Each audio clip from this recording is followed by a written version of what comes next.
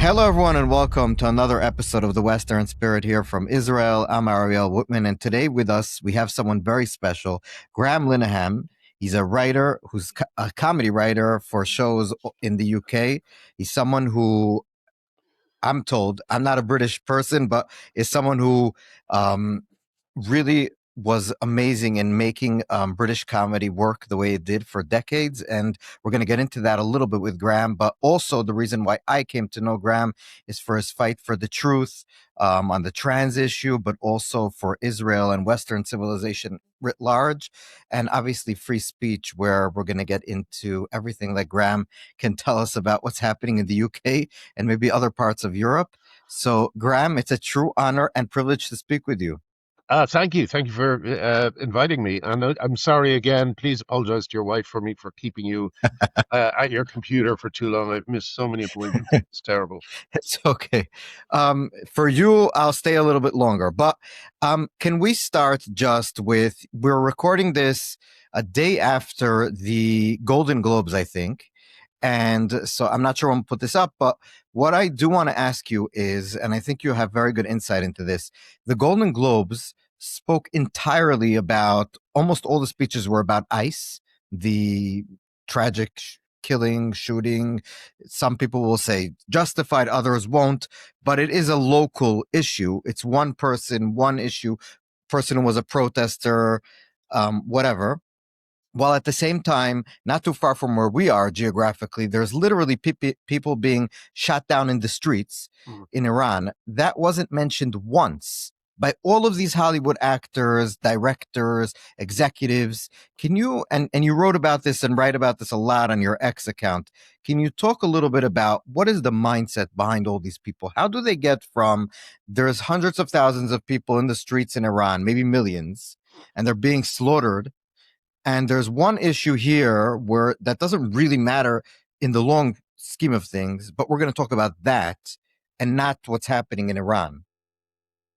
Yeah, because it's all kind of echoes or ripples from Trump derangement syndrome.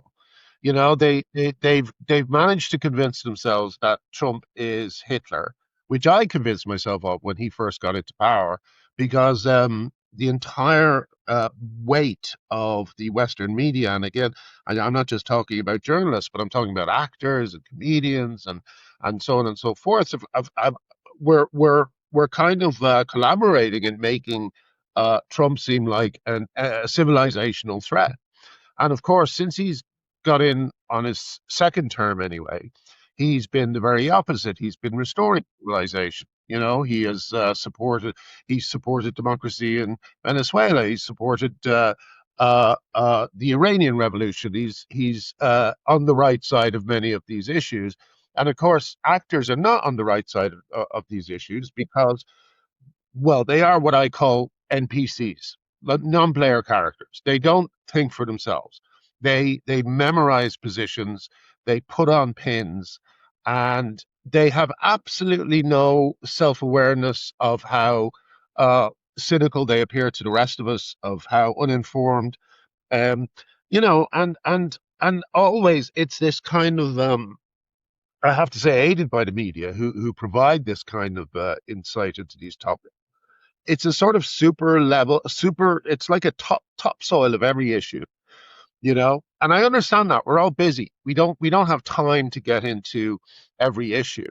But when you see people like cattle supporting the end of Israel, and then ignoring what's happening to Iran, what's happening in Iran, I mean, it just breaks the whole thing open. We see what it is. It is a completely hypocritical um, movement that cares nothing for ordinary people in these countries. If these actors cared about Palestine, for instance, they would be supporting Palestinians against Hamas. But they don't support any of these things. It is literally Orange Man bad, and anything he supports is bad. And you know, again, because people only know the topsoil of these issues, they don't know, for instance, that this woman was part of an action of blocking in ICE agents. We're trying to arrest rapists, murderers from foreign countries from doing their job. And so, everyone just thinks she was out for a normal drive. No, she's an agitator, and she got so agitated herself that she drove away while there was a policeman in front of her. It's a terrible tragedy, but it's caused, uh, in the end, I don't think by the agent himself or even by her. It's caused by the completely irresponsible, hyperbolic language of democratic politicians who've called ICE Gespato and stuff. Gespato. How do you pronounce Gespato? Gestapo, no, the Oh, yeah, Nazis. I've somehow Gestapo. Yeah. yeah, they've somehow convinced themselves that they're the just no, it's gone again. Gestapo. Gestapo. But Sorry, yeah. I shouldn't really be shouting that word at a Jewish person, but like but It's okay. but it's just an extraordinary lack of interest, lack of Yeah. knowledge, and yet a sort of quick off the blocks um, urge to be adding their own disinformation to the mix. You know? But can I, by the way, Graham, I just want to maybe pivot and through because one of the things that you have taken upon yourself at great personal cost, and I want to get into it more about the personal cost a little bit, because I think people should understand that speaking out does, require sometimes a lot of, putting yourself out there. But the trans issue, we've had Abigail Schreier on our show, and her point was that a lot of it was a fad, meaning, she was able to show that young teenage girls were clusters, meaning if one teenage girl at the school was saying that she's a trans whatever person, then her classmates usually would be more inclined to do it, and so on and so forth. And I always say that it's not a coincidence that, or maybe you disagree, that a lot of these people are part of the trans, like, pom pom movement, so to speak. So you'll have these people that they all have the same ideas. They'll have pro trans, pro Palestine, anti cop, anti America, anti capitalism, pro Islamism. A lot of times Mm. they have these set of correct, quote unquote, ideas. Do you agree with me that it's sort of a package nowadays? You can't Yeah. pick and choose anymore. Yes, we call it we over here. Well, I've seen a lot of people call it the omni cause. It's like Yes, one cause exactly. that unites them, and it's all the kind of if you know someone, for instance, is a anti-Zionist, then all their opinions, all their other opinions Exactly. as well, for the most part, And as I say, this is just an inability to think a sort of an anti-intellectualism that's extraordinary. You'll notice a lot of the people who've been cancelled are simply people who think deeply about these issues, like Jordan Peterson. No one can actually point to what Jordan Peterson did that is supposedly so terrible.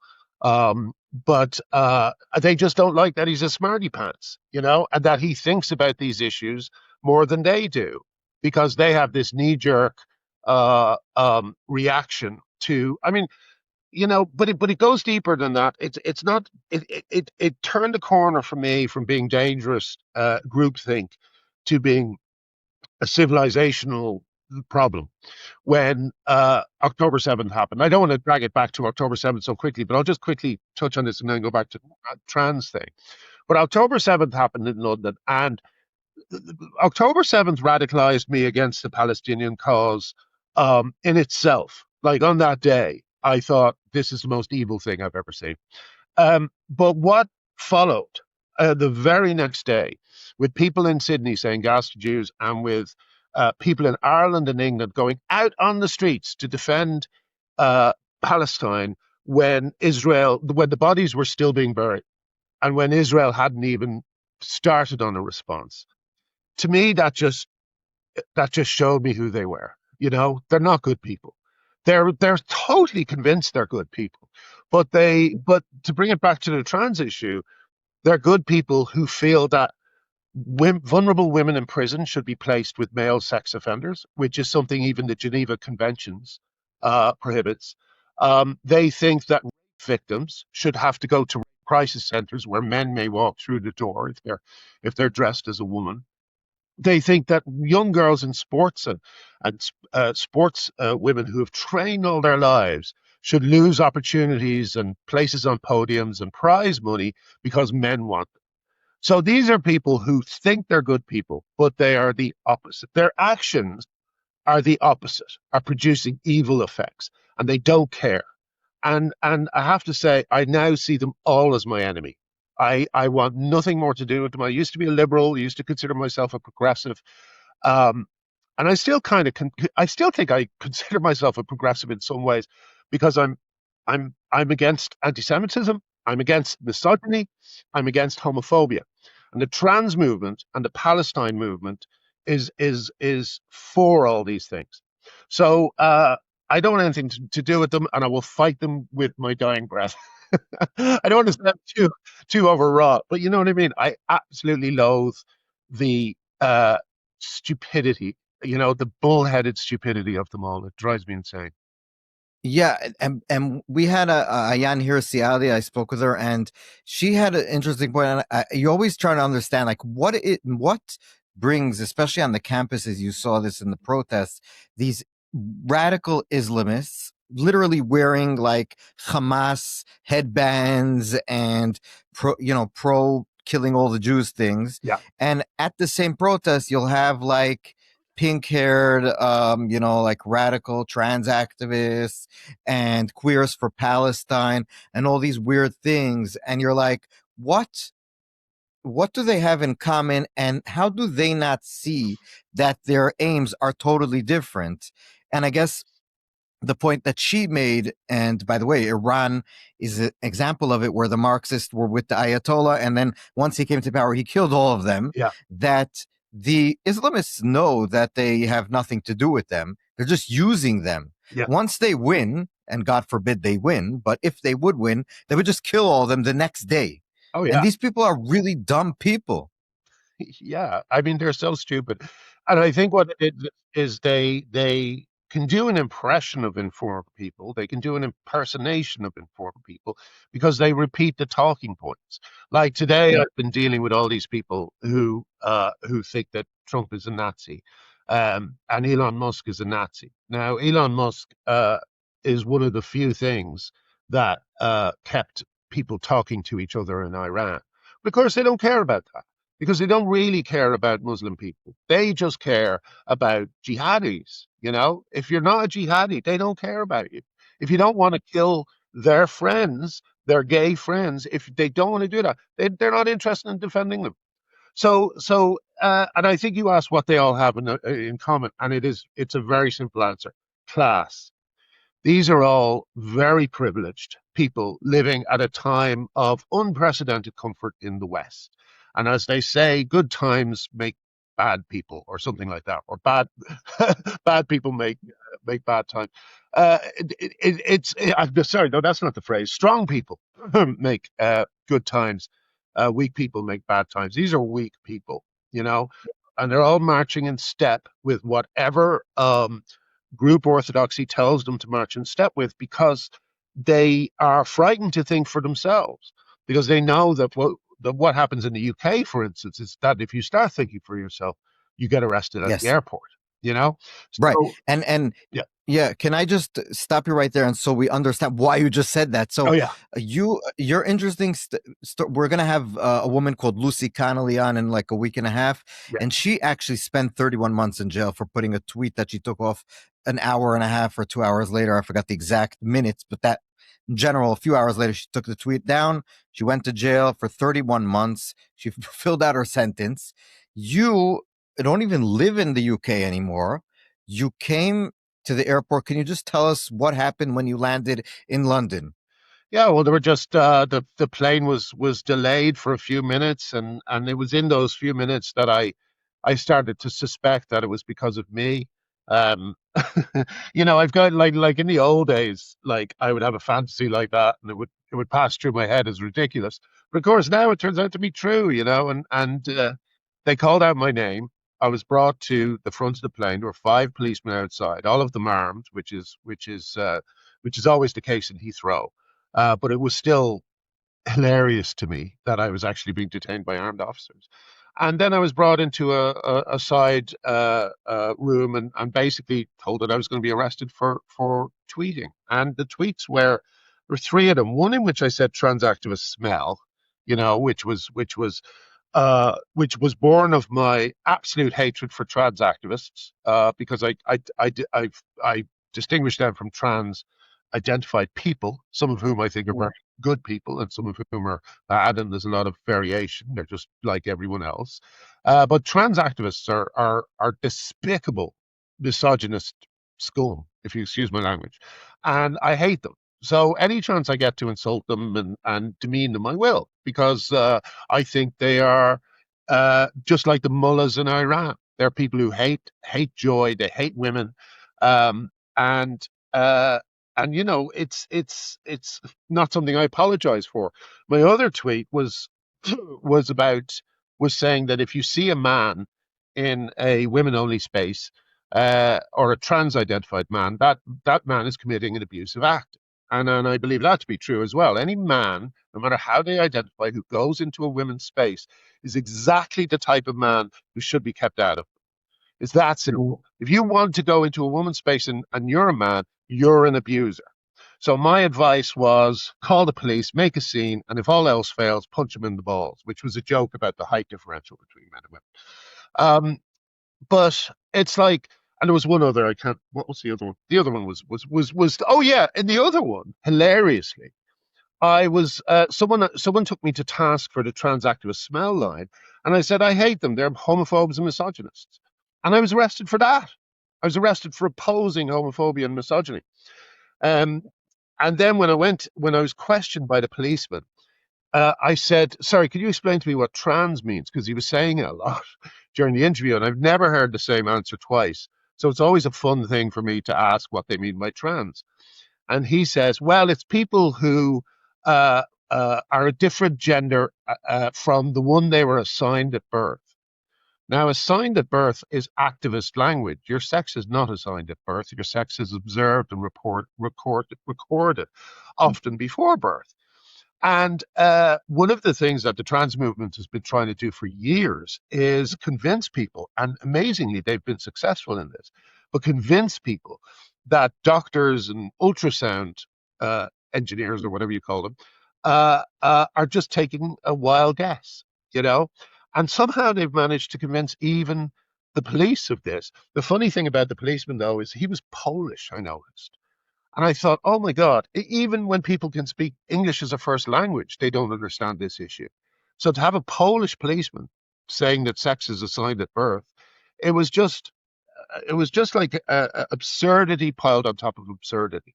And you know, the thing that I'm hoping we can do, because we're suing the police now, but the thing I'm hoping we can do is broaden it out, because the police have been harassing me on behalf of trans activists for roughly a decade. Uh, you know, they were part of the reason my marriage broke up, because trans activists were sending police to my door. Um, most people don't really understand the issue, so they read about me being arrested and they think I must have done something wrong. And you know, it's just been basically a harassment campaign that's continued for 10 years. Police and trans activists, UK police and trans activists working together. So yeah, so we're broadening out. Graham, one question just to clarify. How long were you detained for? What were they asking you? So you do like it always interests me, what do they actually ask people in these like interrogations about things that are like you wrote 3 lines on Twitter, X, and they're asking you like what did you mean? What did you say? Why did you what are they asking you? Well, there was an interesting. I had a lawyer this time, which I was very glad of, because the first time I was interviewed about these things, I didn't have a lawyer with me, and I said no comment, and I wish I that was a mistake. I found out later. Um, but this guy was letting me talk, and you know they were just they just read out the tweets to me, and I was like, yeah, what's your question? What law is that broken? And the policemen seem to think that just by reading them out, I would burst into flames or admit my crimes, you know. But I mean, they're just so stupid. Every single person who falls for this is so thick.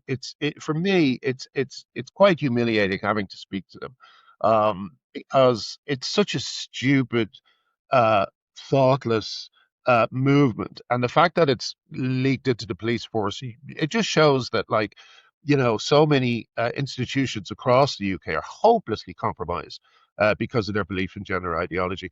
And so it wasn't a very long chat. He just asked me about the tweets. I shrugged and told him, to stick them up his arse, and and that was it. It was actually the interview, because I'd had a nice sleep in the cell. They kept me for about, I think, 14 hours, but Wow. because I'd actually slept in the cell better than I slept on the plane, I felt quite refreshed when I got to meet them. And I kind of enjoyed it, because I've always longed to speak to a trans activist face to face. I've always longed to say, you believe rapists should be in women's prisons. Why? And you never get that opportunity, because they know they're wrong, and so they don't engage in debates. If you think about it, you very rarely see trans activists on TV. And in fact, or sorry, defending their positions. And in fact, there was an actual legal document produced called the Denton's document, written by a trans activist who praised Irish trans activists for successfully pulling the wool over the eyes of the Irish public and introducing self ID without anyone really knowing what it was, Um, and so, like, as I often say, have you ever seen a civil rights movement that advises its members not to speak to the media? You know, I mean, you don't not speak to the media unless you have something to hide. And so, and so it turns out to be true. Every single time people realize what trans activists are saying, they reject it, because up until the moment they find out what they're really saying, trans activists use muddy language. They use words like trans girls to mean, when they mean boys. They use, of course, trans women when they mean men. And the purpose of the language, non-binary, which is meaningless, the purpose of all this language is to muddy the issue so much that ordinary people really don't know what they're talking about. So it's safer to consider, like, even my close people I thought were close friends, like an actor who's in one of my shows was the most recent, Ariel O'Hanlon, whose man I literally made famous, is slagging me off for my positions, and he has a wife and daughter, you know, so they don't really know what they're talking about, and they don't have the courage or the intellect to look into it. So it's been a very frustrating battle, but as I say, it was nice to finally be able to talk to a trans activist up close. And by the way, right, I agree. And by the way, that in America, where you are right now, actually, most people agree with you. And the way I know this is that they said even that the most effective ad of the last presidential campaign was that Trump did the "she's with they them, he President Trump is with you," something like that. That was the New York Times assessing that was the ad that changed the most minds in the presidential campaign. So of all the issues that happened, this culture issue was so defining for so many Americans that they totally went with the candidate that was at least pushing the opinions and the policies that you and people like you would like on a lot of these stuff. So I think at least in the US, most people are sane on this thing. So I think we should Absolutely. just put that out there. Yeah, absolutely. And I think it's true across the world, And, like, for instance, I know Israel is very proud of its LGBT, the acceptance of LGBT people, considering it's in a part of the world where they're not accepted in very many other places or any other places, and they're proud of that. But everyone has got to realize that these activists are using LGBT people uh, to break open the doors of women's spaces, to sue women for pointing out when they're predatory, or there's a con man over here who I've been dealing with for 10 years, who's had a number of different names, and now he's calling himself a woman. He's able to call people bigots when they try and bring him to justice. These are the people who are using the kind of what's always been a very admirable and accepting quality in gay clubs, in the gay scene, of a kind of a sympathy for outsiders, a sympathy for people who are sometimes forgotten or who are troubled. Gay clubs were often the place where those people could find acceptance and a new family. But that acceptance has been curdled by a bunch of straight men who want to, who want to impose themselves on women, using the acceptance of the gay of gay culture against itself. Just, I mean, Queers for Palestine is a perfect example. If Queers for Palestine are successful, they will all die. Yes, And exactly. it really reminds me of these women. I saw a very great I saw a great comparison on a video yesterday, or not a comparison, but a great explanation. It was a woman, and she was saying a lot of these women have the mothering instinct, but because they've been told that men are trash and married life is fraudulent, they're not in relationships, and they don't like have a healthy relationship to their families and to their friends and so on and so forth. So they've got all this stored empathy, and it's just exploding everywhere, and it's hitting people who don't deserve it, you know. So I find it the same as people who write letters to serial killers. You're literally trying to help the people who want to and kill you. You're actually trying to make it easier for them to do that. And that disconnect is something I think will be studied for years to come. You I know. agree. Graham, can you talk a little bit about? So you're in America. America famously has the First Amendment, which I think is something that the importance of it is something that Americans take for granted. Sort of like it's just there and it's part of life, but it's not. Most places, especially you mentioned the UK, you can be like interrogated and put in a cell for 14 hours, you said, just for three tweets that they just at the end let you out. You're being harassed, and you can even be put in jail and found guilty for, saying things that governments and judges don't like, basically. Yeah. And can you talk about in UK where you're from, where you spent a lot of your life, how like how people are scared to talk? How would you characterize speech in today's UK?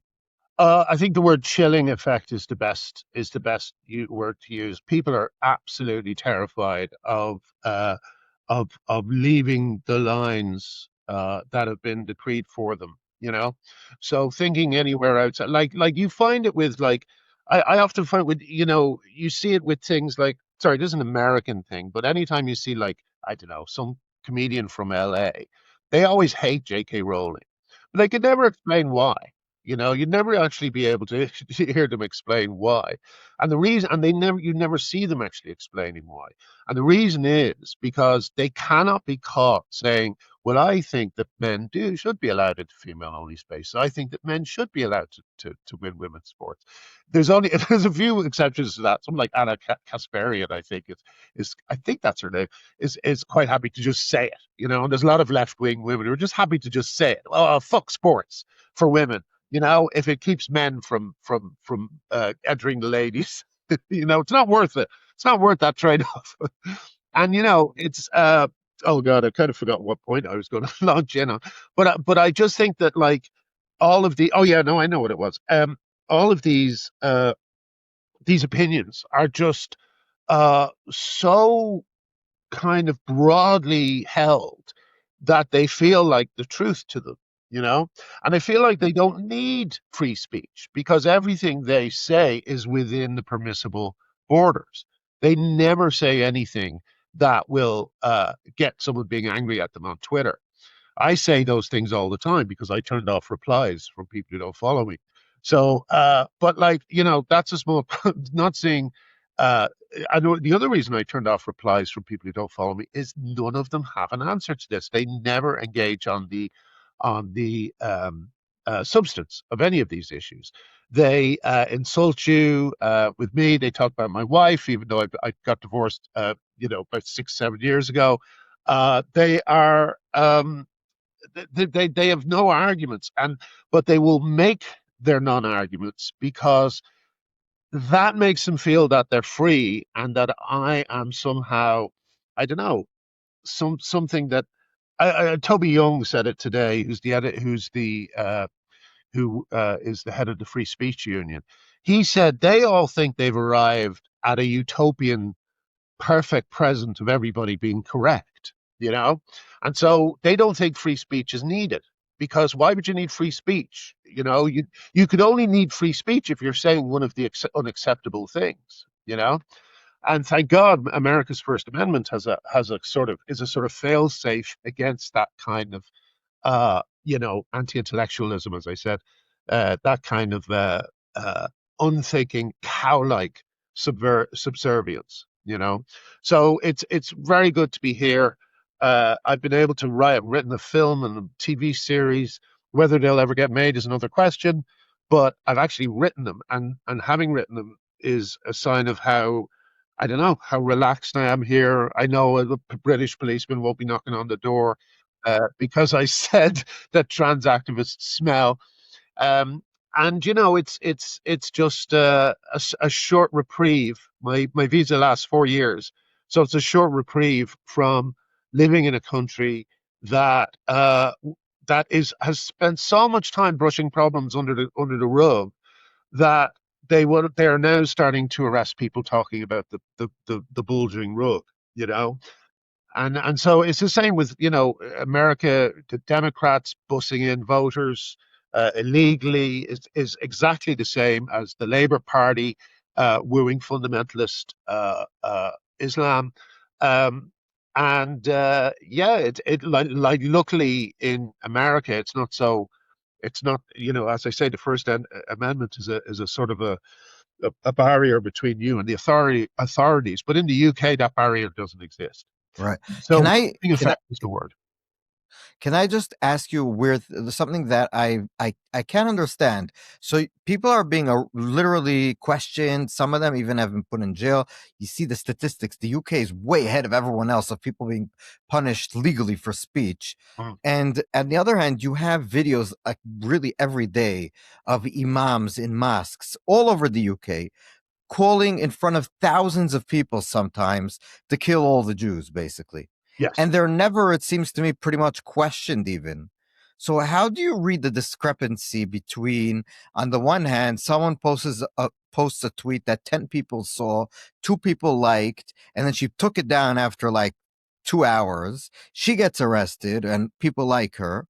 And then this imam that's saying the worst things, saying, that people like me should just die Yeah. and be killed. Yeah. He is allowed to continue. His mosque is open, and I wouldn't be surprised if somehow they're getting like government benefits, but I don't know. But so, how do you explain those? Doesn't seem fair. Well, no, it does certainly doesn't. It's as simple as Labour is terrified of the Islamic threat that they've imported into the country for reasons of staying in power. They again, politicians just seem to be this incredible have terrible cases of short termism. They really only care what benefits them in this week's news cycle. They do not care about what they're doing to the country. And the best example of this is the shameful response to the 30-year scandal of the grooming gangs, which is still not being addressed properly. And a reason for that is because the Labour Party, like UK police, are terrified of their co-voters in places like Birmingham rising up and rioting. They're absolutely terrified of it. So they would rather arrest the people who point out the bulge under the carpet than do anything about the bulge. Maybe bulge is not a word I should be repeating too much. But we get the point. Yes, Um, can I ask about? So we talked a lot about all these stuff, but I think one of the things that's interesting about you is you have Irish roots, right? yes. And Well, I am Irish. so how do you are, yeah, Yes. well, we can see from your accent, but I guess my question is the Irish seem to really hate us. Yeah, Like more than I'm pretty sure more than any other European country. So the Spanish government hates us as much, but I don't think the people in Spain hate the Jews and Israel as much as their government. yeah, With the Irish, I think it's like it's an it's in the in Yiddish we would say the kishkes. It's in the bones. It seems to me of Irish culture at this point to just hate for sure Israel, but it seems to me also Jews in general. Yeah. There's no doubt about it. Ireland has an appalling anti-Semitism problem. And what I find frightening is, it wasn't activated by Jews doing anything. It was activated by Jews being killed. October 7th happened, and all of Ireland's intelligentsia suddenly decided that the Jews had to be punished for it.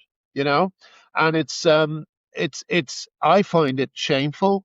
I'm embarrassed about it. I've been invited to Israel for opposing it, and I'm can't wait to go because I'm just going to walk up to strangers on the street and apologize, for the way my country is behaving. And I have thought about actually returning my passport because I feel just total shame at the way Ireland has gone from being, what has always been considered one of the friendliest countries in Europe to one of the most violently anti-Semitic countries around. And all the people who've been promoting this anti-Semitism, comedians, the band Kneecap, all these people, they have had nothing to say about the slaughter of Iranians in Iran. So it is anti-Semitism. It's nothing to do with Arab freedom.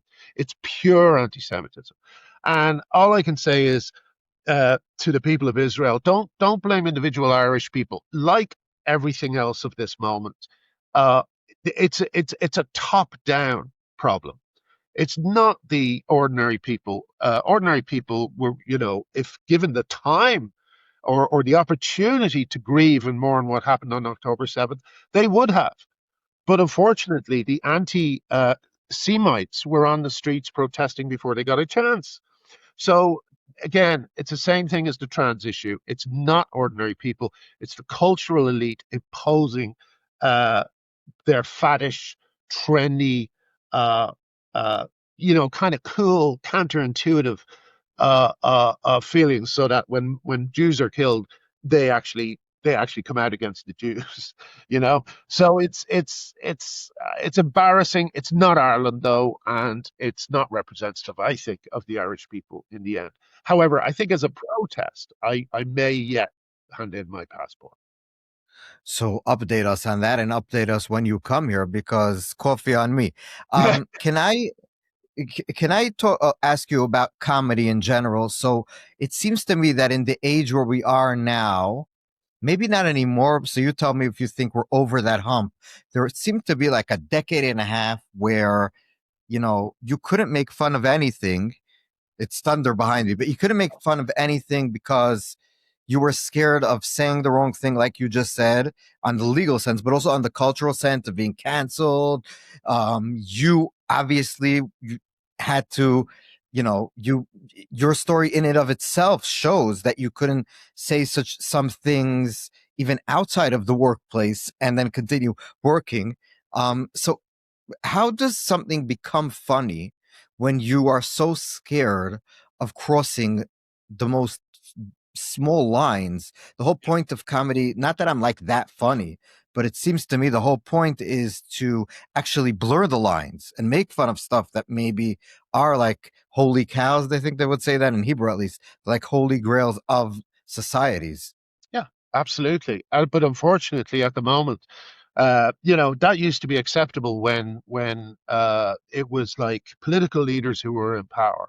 But unfortunately, at the moment, the mob is in power, and the mob will destroy your life much faster than any political leader. And so you cannot insult the mob, and insulting the mob involves, what they call punching down. And I always think punching down is a really revealing phrase because what it means is that the middle class people who decide that punching down is a bad thing, they think they are superior to everyone else. And so you're not allowed to punch down at these people. And of course, the very opposite is true. First of all, those people are the most ridiculous people of all. But also, like, if you don't make fun of everybody in your comedy, then you're leaving people out of comedy. You're leaving people out of life, you know, because people, no matter who they are, often say things that are funny without realizing it, often make mistakes, often do silly things, and they should be made a fun of. But we've literally had a comedian over here, Rosie Jones, is saying that we can no longer make fun of people because she thinks she's superior to these people, and she thinks that they need protection and coddling, you know. Whereas, if in fact, I'm sure, like me, you've met loads of disabled people, loads of trans-identified people, loads of gay people, and they are the funniest about their own condition and about the condition of people in their community. You know, what you know, and I know. Oh, I better not say his name, but I know someone who made a very famous, was one of the rare out comedians in, I won't say which country because it would be just too quickly absorbed who he is. But he was a famous gay comedian, and he recently did a show with the guys he originally did the show with. Um, they kind of sorry to be so mysterious about this, but they sort of reinvented it for the modern age. And one of the things he couldn't do was this gay character who he's done for years. You know, he couldn't do this gay character. They cut it all out. So you've got a situation where it's not just, um, you know, straight white men who are not allowed to make fun of people. It's gay people. It's black people. It's whoever they think. I mean, you saw what happened when Chappelle was getting. I mean, Chappelle has jumped the shark a little bit for me now. Right. But He's on the trans issue in his last special, not this one, yeah, where they were he was. protesting Netflix against him. Yes, yes, Yeah. exactly. You know, so you know, but and then the rest of the time they'd be saying that you couldn't make fun of Dave Chappelle because he's black. You know, there's no like consistency to any of their positions. You know, they just do whatever they can to that makes them feel good. But the problem in comedy is that people, like the people who like Ricky Gervais, God bless him, he is still making fun of everything he could think of. And that's exactly how you should be if you're one of the sort of elder statesmen. You know, you should be showing people it is acceptable to make fun of everybody because that is what comedy is, you know. And unfortunately, I know so many people in the business who pull the ladder up behind them because they simply don't care about the younger generations coming up who find themselves unable to make jokes about anything. I heard a story of a comedy club where the owner came backstage and told them what they were allowed to make fun of. Said no jokes about trans people, no jokes about this, no jokes about that. And my friend said that all these comedians went on stage, and the women talked about periods, and the men talked about cocks, and that's what you get. You get a severely limited comedy because they can't talk about life, you know.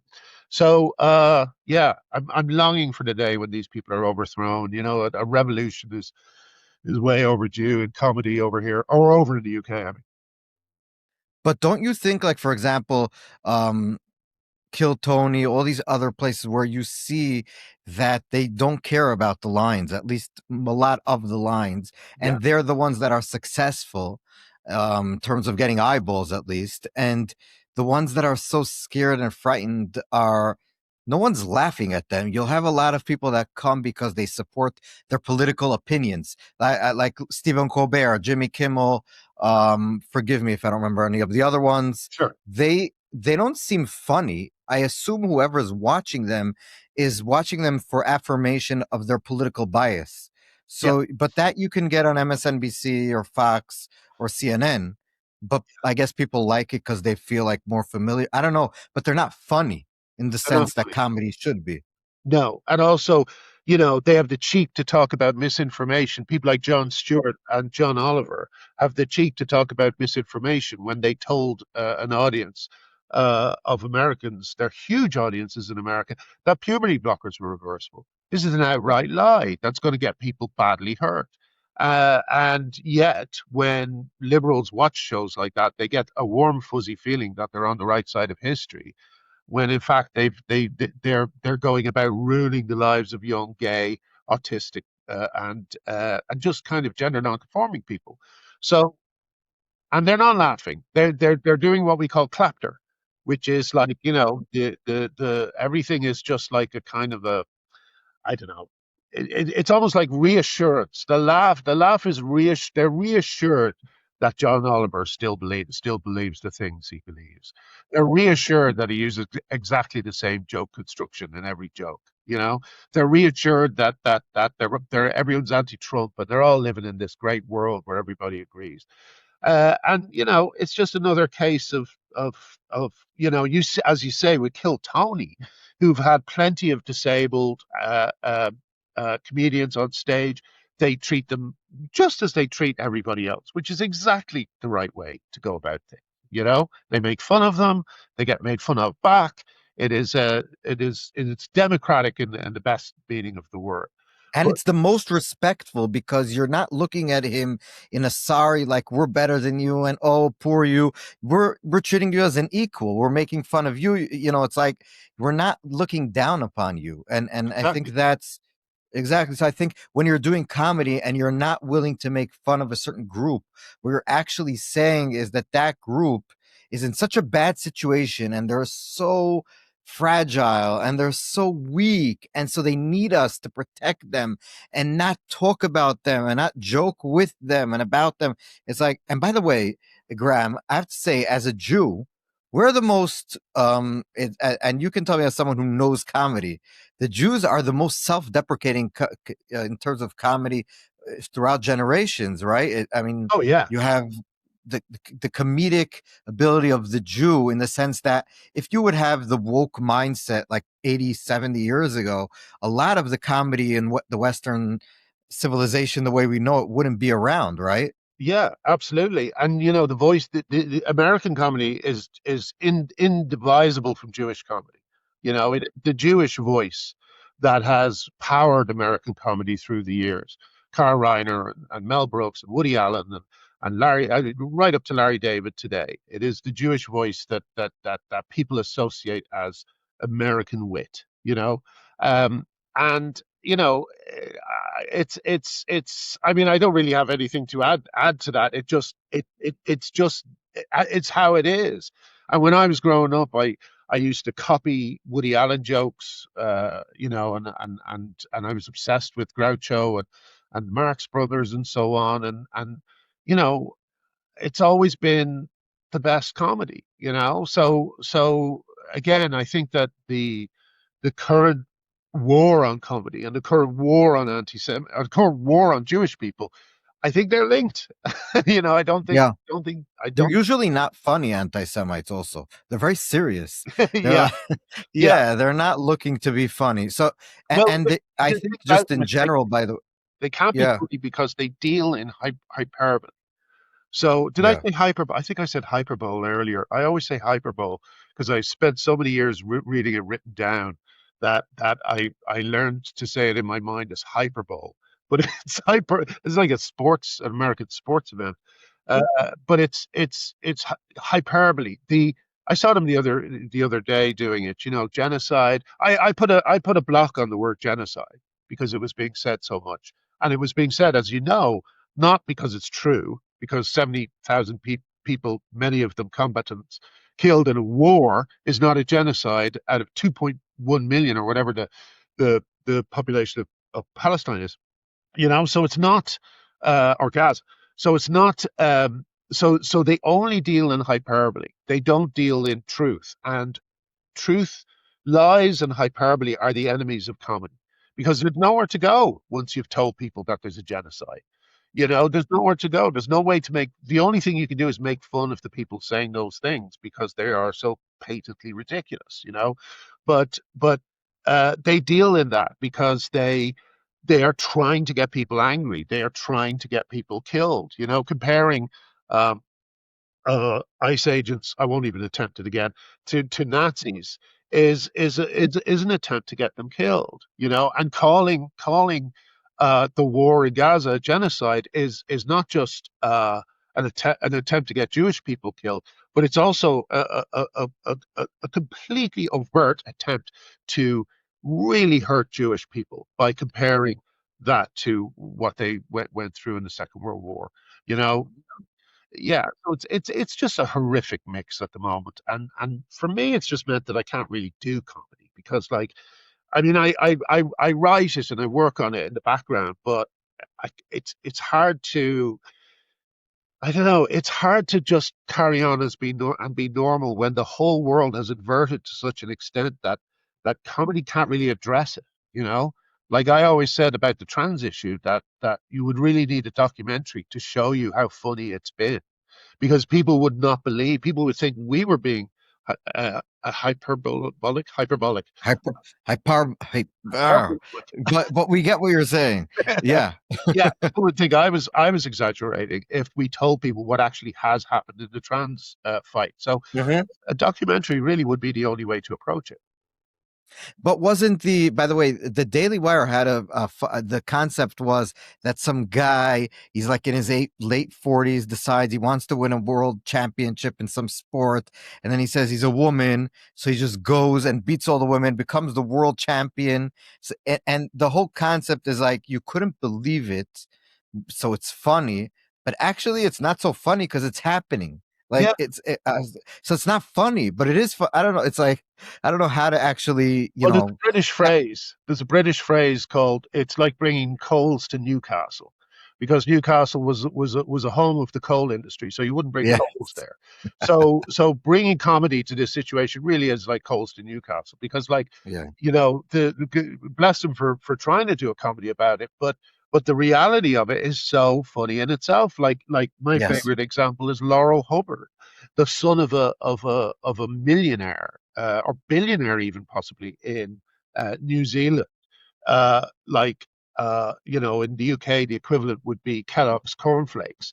Hubbard cereals is what sells in New Zealand, and his son entered a weightlifting competition for women, completely won, now holds the world record for women's weightlifting in New Zealand, and forced two indigenous women who trained all their lives off the podium, off the winner's spot. So there's nothing funnier than that. yeah, You exactly. know, I hope anyone watching this who has some money to put into it will consider allowing me to do a documentary on it, because I've been, for the last 10 years, I have so many funny stories on how absurd this whole situation is, that I could do a whole, like, Carl Sagan's Cosmos on this. It's insane. Yeah. And yeah, I think when people are going to look back at this time as a real age of inversion, an age of unreason, and we're all going to be asking ourselves for years, how did it happen? How did this happen? You know? Graham, just to finish off, can you talk to us a little bit about, because I don't know if we've managed to actually convey how much you've given up for your fight for truth and fairness about this whole issue with protecting women. Actually, if you want to just like explain, I think what your motivation is, because I think it is protecting women, whether it's sports, prisons, bathrooms, anywhere. Um, where are you now in terms of so are you able to actually work on projects that you weren't able to before? Can you talk a little bit also about, I guess, celebrities who have a lot of, you know, it's not that they're poor people, but they're so scared to, even if they do agree with you, probably to voice it out loud. Can you talk about maybe just the atmosphere of fear around you and the people who you thought maybe were supposed to support you or were going to support you, but then let you down? How do you feel now looking back at this decade that you said of activism on this issue? Well, it's been, you know, there's been a few years of mourning, really, because I simply couldn't believe that friends like, Ardle and Bill Bailey and Arthur Matthews and Neil Hannon, I couldn't believe they weren't standing up for him. And I couldn't believe they weren't standing up for their own daughters and their own wives and mums and sisters. They have access to all the same facts that I have, and yet they are completely silent. And I just think, I mean, I could forgive people who weren't friends with me because they thought, oh, this is a bit, I don't really want to get involved because it's confusing and so on. But the fact that I've had people who were my friends refuse to look into this issue and have responded to me being harassed by trans activists and UK police for 10 years by actually participating in that harassment, as Ariel O'Hanlon did, uh, it's it's been crushing. It's been absolutely crushing. And I find it quite hard to trust people now. I find it quite hard to. I've got a very dark view of what people are really like because, there's that famous photograph of the guy. I can't remember his name, although I should know his name, who is the only person not saluting in a kind of a A Nazi. Nazi parade with Yeah, Hitler. yeah, he's the only person not saluting. And for years, the left wingers would share images of him and say, "Be this guy," you know. And then it came time to be that guy, and they turned into everyone else. And all my friends who I thought were great liberals, I never thought anything other than they are pro women, they're pro Jew, they're whatever. And they all turned out to be liars and hypocrites. It's so shocking to me.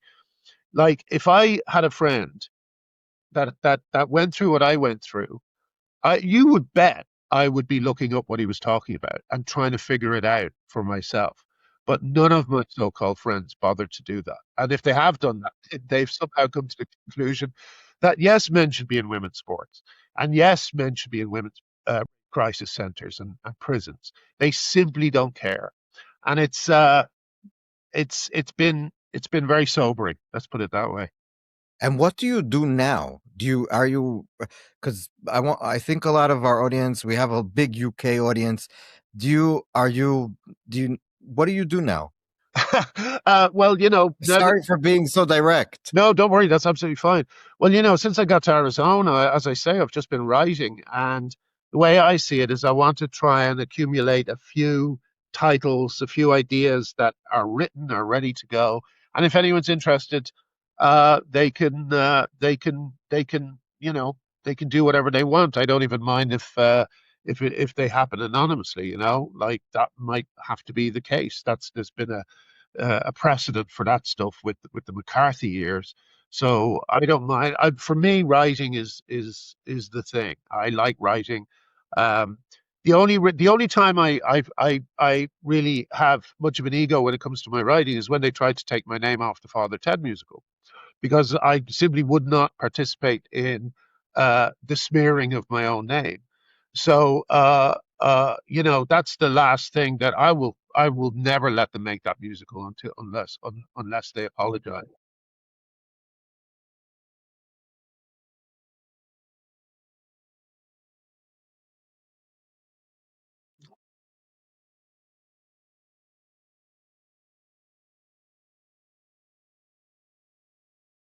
Yeah, instead of saying, of course, women should have fair sports. Of course, women should have single sex spaces. Of course, children shouldn't be mutilated in gender clinics.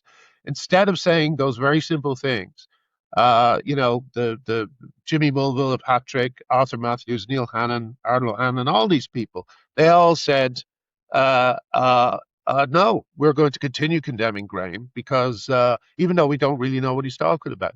So uh, in one sense, I'm glad because it was 3 or 4 years of work.